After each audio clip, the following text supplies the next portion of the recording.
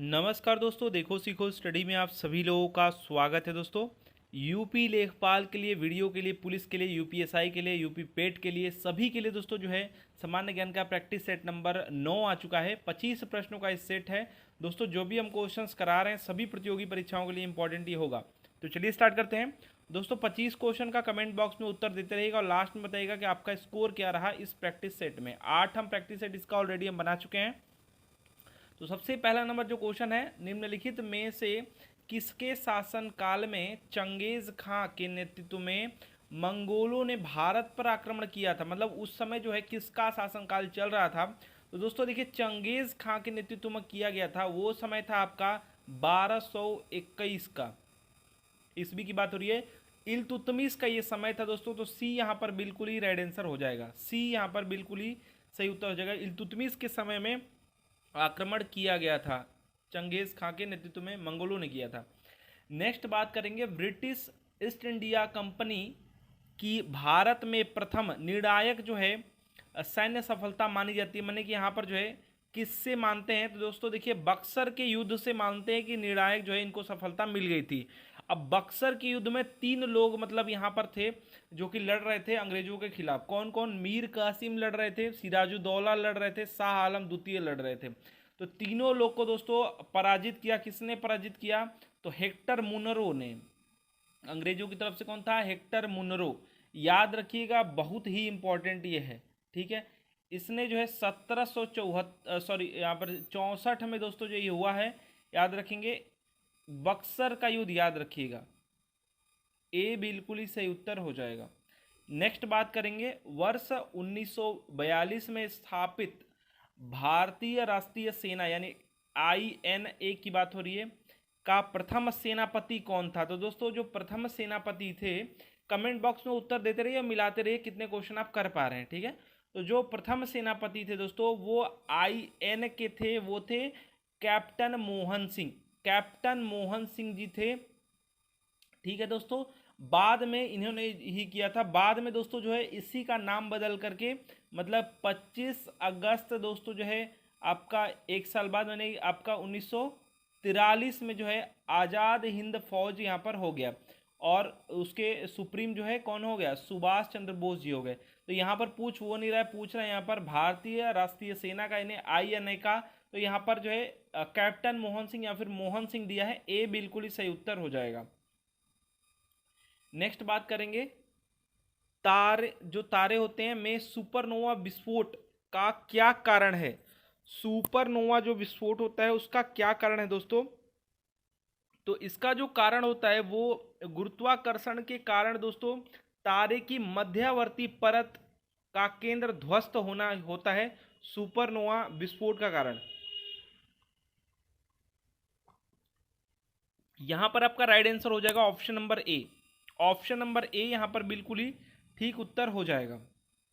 Next देख लेते हैं, अत्यधिक प्रबल उष्णकटिबंधीय चक्रवात टार्नेडो दोस्तों यहां पर दिया है, कहाँ उठते हैं।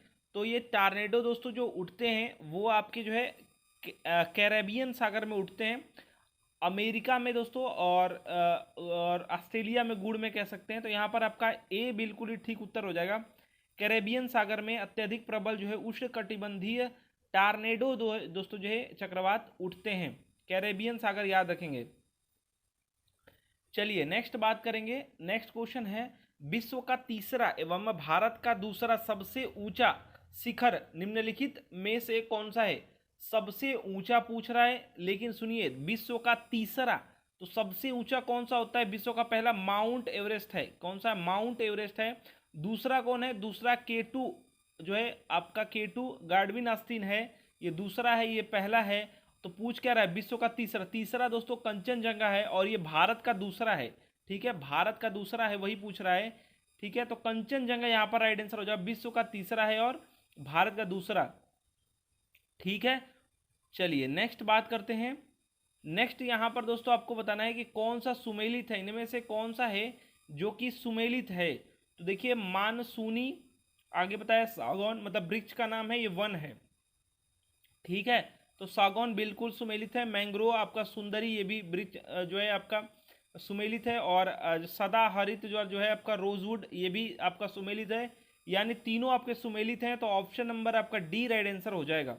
ये देख लीजिए, मानसूनी वन में जब आएगा तो वृक्ष आपका सागौन हो जाएगा, मैंग्रोव आएगा तो वृक्ष आपका सुंदरी हो जाएगा, और सदाहरित आएगा तो रोजवुड हो जाएगा। तो डी बिल्कुल ही सही उत्तर हो जाएगा। नेक्स्ट बात करेंगे, किस प्रकार की पिरामिड द्वारा विभिन्न पारिस्थितिक तंत्रों की उत्पादकता का बोध होता है। पूछा जा रहा है कि किस प्रकार के पिरामिड द्वारा पारिस्थितिक तंत्रों की उत्पादकता का बोध होता है दोस्तों। तो ये होता है ऊर्जा पिरामिड। ऊर्जा पिरामिड के द्वारा दोस्तों क्या होता है, विभिन्न जो है पारिस्थितिक तंत्रों की उत्पादकता का बोध होता है। तो सी यहाँ पर बिल्कुल ही ठीक उत्तर हो जाएगा, ऊर्जा पिरामिड। नेक्स्ट बात करेंगे, वर्ष 1953 में भाषाई आधार पर दोस्तों जो है सर्वप्रथम किस राज्य का गठन हुआ। ये तो सबको याद रहना चाहिए, बहुत बार आ चुका है दोस्तों। आंध्र प्रदेश का गठन हुआ था, ठीक है। आंध्र प्रदेश का दोस्तों ये एक आंदोलन चला था, आंदोलन में श्री जो है रामुलु जी का जो है क्या कहेंगे निधन हो गया था या फिर मृत्यु हो गया था। उसके बाद दोस्तों जो है तेलुगु के आधार पर जो है आपका बन गया, ठीक है। तो यहाँ पर आपका आंध्र प्रदेश राइट आंसर हो जाएगा। नेक्स्ट बात करेंगे, संविधान के किस अनुच्छेद में यह व्यवस्था की गई है कि प्रत्येक राज्य शिक्षा के प्राथमिक स्तर पर मातृभाषा में शिक्षा की पर्याप्त सुविधाओं की व्यवस्था करने का प्रयास करेगा। ये कौन से अनुच्छेद में कहा गया है, इसलिए आप देखते होंगे जैसे कि आपका गुजरात है, गुजराती उसमें स्टार्टिंग में चलता होगा, मतलब यहाँ पर बात क्या किएगा, प्राथमिक जो शिक्षा है। आप देखेंगे आपके जैसे कि यूपी में बात करें या फिर बिहार में बात करें तो यहाँ पर हिंदी में है, तो ऐसे ही है, ठीक है। तो यहाँ पर जो है ये आपका अनुच्छेद जो है 350 के क में है या फिर ए में है, 350 के ए में या फिर क में है दोस्तों, कि मातृभाषा में जो है प्राथमिक स्तर तक जो है राज्य क्या करेगा, जो है शिक्षा सुविधा का जो है व्यवस्था करेगा, प्रयास करेगा, ठीक है। इसमें जो है राज्य को दोस्तों राष्ट्रपति जो है दिशा निर्देश भी दे सकते हैं, ये भी याद रखिएगा, ठीक है। तो सी यहाँ पर बिल्कुल ही ठीक उत्तर हो जाएगा। नेक्स्ट बात करेंगे, भारत में राष्ट्रीय आय का सर्वप्रथम मापन किसके द्वारा किया गया था। तो राष्ट्रीय आय का दोस्तों आप जानते हैं बहुत ही इंपॉर्टेंट है आपका, 1867 में बहुत पहले दादा भाई नौरोजी ने, या फिर कहते हैं grand old man of India से लिखते हैं, ग्रैंड ओल्ड मैन भी इनको कहते हैं। तो इन्होंने दोस्तों जो है क्या बताया था, भारत की राष्ट्रीय आय दोस्तों यहाँ पर बताया था 20 रुपये इन्होंने बताया था। और इनकी एक बुक है poverty and un British rule in India, उसी में इन्होंने बताया था 20 रुपया, ठीक है। सबसे पहले श्रेय जाता है 1867, ये समय भी याद रखिएगा। नेक्स्ट बात करेंगे, केंद्र सरकार की पहल योजना निम्नलिखित में से किससे संबंधित है। जो पहल जो योजना है ये किससे रिलेटेड है। तो दोस्तों ये जो है आपके एलपीजी सब्सिडी का जो है प्रत्यक्ष अंतरण से संबंधित है। इसका मतलब ये है कि एलपीजी का दोस्तों आप सब कुछ दिन पहले जानते हो क्या होता था कि डायरेक्ट सब्सिडी जो है जो भी खाता धारक था या फिर उसके अकाउंट में चला जाता, तो उसी से ये रिलेटेड है। तो सी यहाँ पर बिल्कुल ही ठीक उत्तर हो जाएगा। नेक्स्ट बात करेंगे, किस तापमान यानी फिर डिग्री सेल्सियस में बात हो रही है पर सेल्सियस तथा फ़ारेनहाइट स्केल पर अंकीय मान समान होते हैं। तो याद रखेंगे ये सब क्वेश्चंस रिपीट होते हैं दोस्तों। देखिए ये आपका जो डिग्री सेल्सियस है वो माइनस में 40 डिग्री सेल्सियस है। इस पर क्या होता है, इस पर दोस्तों जो है सेल्सियस और फ़ारेनहाइट स्केल पर दोस्तों अंकीय मान जो होते हैं वो समान होते हैं। साथ ही साथ दोस्तों एक जो है परम शून्य ताप है, कौन सा है, माइनस का दोस्तों 273 डिग्री सेल्सियस। ये दोस्तों परम शून्य ताप है, माने इससे नीचे का तापमान नहीं जो है काउंट कर सकते हैं या फिर माप सकते हैं, ठीक है। तो ये जो इसको क्या कहते हैं परम शून्य ताप भी याद रखेंगे, ठीक है, माइनस का 273। लेकिन यहाँ पर पूछ क्या रहा है, सेम रहेगा फ़ारेनहाइट और सेल्सियस स्केल पर अंकीय मान, तो माइनस का मतलब कि निगेटिव में आपका 40 डिग्री सेल्सियस याद रखिएगा। नेक्स्ट बात करेंगे, ठोस अवस्था से सीधे गैसीय अवस्था में परिवर्तन की प्रक्रिया को क्या कहते हैं। तो जैसे जानते हैं कपूर रखते हैं तो ये उड़ जाता है डायरेक्ट, जल में नहीं बनता, मतलब तरल नहीं बनता है, ठोस से डायरेक्ट उड़ जाता है, तो उसको ऊर्ध्वपातन कहते हैं या फिर उत्सादन कहते हैं। तो आजकल ऊर्ध्वपातन नहीं आ रहा है, उत्सादन ऑप्शन में मिल रहा है। तो यहाँ पर बिल्कुल ही सी राइट आंसर हो जाएगा, उत्सादन कहते हैं। नेक्स्ट बात करेंगे कांस्य या फिर ब्रॉन्ज, जिसको जानते हैं आप, मिश्र धातु के मुख्य घटक कौन से हैं?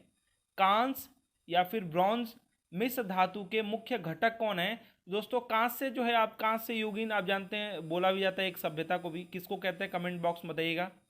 दोस्तों तांबा और प्लस 3 को मिला करके कांस्य बनाते हैं, ठीक है, तांबा और 3 को मिला करके, यहां पर राइट आंसर आपका बी हो जाएगा। नेक्स्ट बात करेंगे उत्तर प्रदेश में सर्वाधिक जनसंख्या वाली जनजाति कौन है? कौन सी जनजाति है? तो देखिए उत्तर प्रदेश में जो सर्वाधिक जनसंख्या वाली जनजाति है वो है थारू जनजाति, ठीक है, थारू जनजाति है। तो यहाँ पर ए बिल्कुल ही सही उत्तर हो जाएगा, थारू जनजाति। फफूद या फिर कवक के अध्ययन को क्या कहते हैं? तो दोस्तों यहाँ पर ऑप्शन तो हिंदी में दे ही रखा है, लेकिन अब आपको हो सकता है कवक विज्ञान या फिर फफूद विज्ञान न दे, क्या देगा आपको? माइकोलॉजी। क्या देगा? माइकोलॉजी देगा, माइकोलॉजी याद रखिएगा, माइकोलॉजी, ठीक है, कवक विज्ञान, सी बिल्कुल ही राइट आंसर हो जाएगा। नेक्स्ट बात करेंगे निम्नलिखित में से कौन सा जीवाणु दही के गठन के लिए उत्तरदायी है? दही बनने के लिए जो है कौन सा जीवाणु चाहिए? तो दोस्तों जानते हैं दूध से रिलेटेड है, तो लैक्टो जहां होगा तो यहाँ पर लैक्टोबैसिलस, लैक्टोबैसिलस दोस्तों जो है इस जीवाणु के कारण क्या बनता है? दही बनता है। तो सी बिल्कुल ही सही उत्तर हो जाएगा। नेक्स्ट बात करेंगे मानव शरीर में पसलियों के कितने जोड़े होते हैं? दोस्तों तो जोड़े मतलब उसका डबल रहेंगे, ठीक है, तो यहाँ पर कितने जोड़े होते हैं? तो आपके दोस्तों 12 जोड़े होते हैं, ठीक है, यहाँ पर क्या हो जाएगा राइट आंसर? 12 जोड़े होते हैं मानव शरीर में पसलियों की, यहाँ पर पूछा गया जोड़े, तो 12 जोड़े। नेक्स्ट बात करेंगे ऊष्मा का दोस्तों एसआई मात्रक या फिर कहें यूनिट पूछा जा रहा है, तो ऊष्मा का क्या हो जाएगा आपका? जूल हो जाएगा। ऑप्शन नंबर ए यहाँ पर बिल्कुल ही सही उत्तर हो जाएगा। कैलोरी या फिर किलो कैलोरी भी दिया तो वो भी कर सकते हैं, यहाँ पर आपका जूल बिल्कुल ही राइट आंसर हो जाएगा।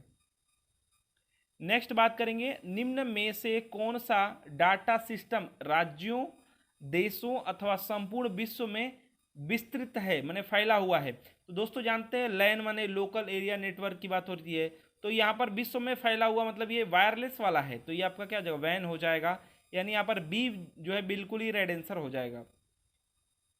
नेक्स्ट बात करेंगे जनगणना जो है आपका 2011 के अनुसार सबसे कम जनसंख्या वाला जिला, 2011 के अनुसार दोस्तों सबसे कम जनसंख्या वाला जो जिला है वो आपका महोबा था, और सबसे ज़्यादा आ जाएगा तो आपका इलाहाबाद या फिर क्या कहते हैं उसका नाम है प्रयागराज, प्रयागराज, ठीक है, सबसे ज़्यादा प्रयागराज, सबसे कम महोबा 2011 जनगणना के अनुसार।